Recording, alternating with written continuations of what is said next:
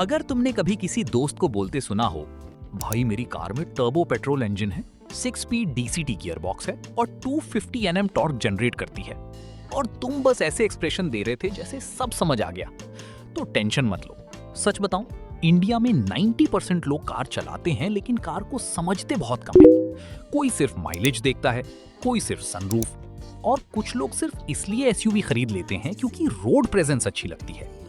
लेकिन अगर आप कार की बेसिक लैंग्वेज समझ गए तो कभी भी कोई तुम्हें कंफ्यूज नहीं कर पाएगा। इस वीडियो के एंड तक तुम engine, horse power, torque, turbo, gear box, front wheel drive, rear wheel drive और एसयूवी का एक्चुअल मतलब समझ जाओगे। तो सीट बेल्ट बांधो और चलो शुरू करते हैं। हर कार कितनी भी महंगी या सस्ती हो, उसमें बेसिकली 4 इंपॉर्टेंट चीजें होती हैं: engine, gear box, drive train और व्हील्स। इंजन पावर बनाता है, गियर बॉक्स डिसाइड करता है पावर कैसे यूज होगी, ड्राइव ट्रेन उस पावर को पहियों तक पहुंचाता है और पहिए आपको डेस्टिनेशन तक। सिंपल, चाहे मारुति ऑल्टो हो या रोल्स रॉयस, सब इसी बेसिक फॉर्मूला पर काम करती हैं। इंजन को कार का हार्ट समझ लो।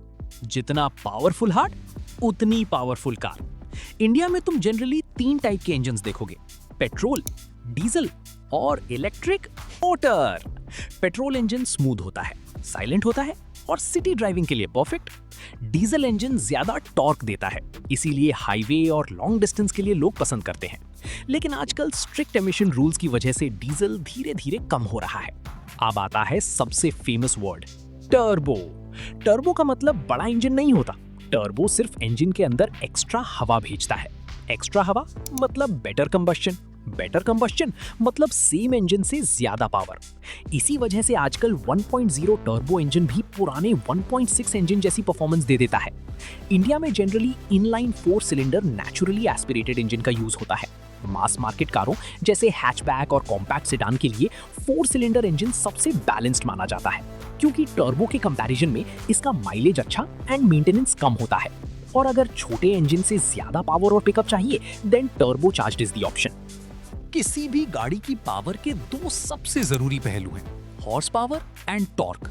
इसे आसान भाषा में समझने के लिए एक सीधा नियम है: टॉर्क गाड़ी से काम शुरू करवाता है और हॉर्स पावर उस काम को तेजी से खत्म करता है। अगर तुम हिल स्टेशन जा रहे हो या गाड़ी फुल फैमिली के साथ लोडेड है तो टॉर्क काफी इंपॉर्टेंट होता है, और वहीं हाईवे पर 80 से 120 की स्पीड पर जाने के लिए एचपी जरूरी होता है। Yes, you got it, in the overtaking. अब बात करते हैं गियर बॉक्स की।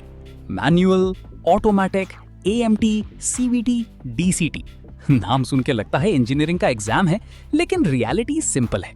मैनुअल में गियर तुम चेंज करते हो, ऑटोमेटिक में कार। एएमटी सबसे अफोर्डेबल ऑटोमेटिक है, सिटी ट्रैफिक में काफी कन्वीनियंट। ये भारत में सबसे ज्यादा बिकने वाला ऑटोमेटिक सिस्टम है, जिसे मारुति, एजीएस नाम से और टाटा जैसी कंपनियां बहुत इस्तेमाल करती हैं। ये अंदर से बिल्कुल मैनुअल गियर बॉक्स ही होता है, लेकिन इसके ऊपर एक रोबोटिक किट, एक्चुएटर लगा दी जाती है। आपके बदले वो रोबोट खुद क्लच दबाता है और गियर बदल देता है। कार के अंदर आपको कोई क्लच पेडल नहीं मिलता। ये खरीदने में सबसे सस्ता ऑटोमेटिक है और इसका माइलेज बिल्कुल मैनुअल गाड़ी जितना ही शानदार मिलता है। लेकिन जब ये गियर बदलता है तो गाड़ी में हल्का सा जर्क महसूस होता है, जिसे हेड नॉड कहते हैं। ये तेज ड्राइविंग के लिए सही नहीं है। सीवीटी बहुत स्मूथ होती है, डेली ड्राइविंग के लिए अच्छी, और DCT fastest shifting gear box. इसी वजह से परफॉर्मेंस कार्स में काफी पॉपुलर है। सिंपल रूल, ड्राइविंग का मजा चाहिए तो मैनुअल, कंफर्ट चाहिए देन ऑटोमेटिक। अगर आपको इसकी डिटेल्स चाहिए तो प्लीज कमेंट करना, मैं रिप्लाई में छाप दूंगा। अब फाइनली समझते हैं कार कैटेगरीज के बारे में, जो मेजरली डिवाइडेड हैं हैचबैक, सेडान एंड एसयूवी में। हैचबैक कॉम्पैक्ट होती हैं, सिटी के लिए परफेक्ट हैं, जैसे Swift, Baleno and i20। Sedan में बूट अलग होता है, राइड क्वालिटी बेटर होती है एंड हाईवे कंफर्ट भी अच्छा होता है, जैसे Honda City, Verna and Slavia. SUVs की बात करें तो इनमें ग्राउंड क्लियरेंस ज्यादा होती है, रोड विजिबिलिटी बेटर और इंडियन रोड्स के लिए काफी प्रैक्टिकल, जैसे Nexon, Brezza, Creta. Current trend की बात करें तो micro and compact SUV segment Bharat का सबसे बड़ा वॉल्यूम ड्राइवर, सबसे ज्यादा बिकने वाला सब सेगमेंट बन चुका है। कम कीमत, अच्छे ग्राउंड क्लियरेंस और बेहतरीन लुक्स के कारण लोग इन्हें हैचबैक कारों के मुकाबले ज्यादा पसंद कर रहे हैं। जैसे टाटा पंच भारत की नंबर 1 बेस्ट सेलिंग कार बनी हुई है एंड टाटा नेक्सॉन भी लगातार टॉप 3 बेस्ट सेलिंग कारों की लिस्ट में शामिल रहती है। इस चैप्टर की सबसे जरूरी चीज है ड्राइव ट्रेन। आपकी गाड़ी का वो सिस्टम है जो इंजन की पावर को पहियों तक पहुंचाता है।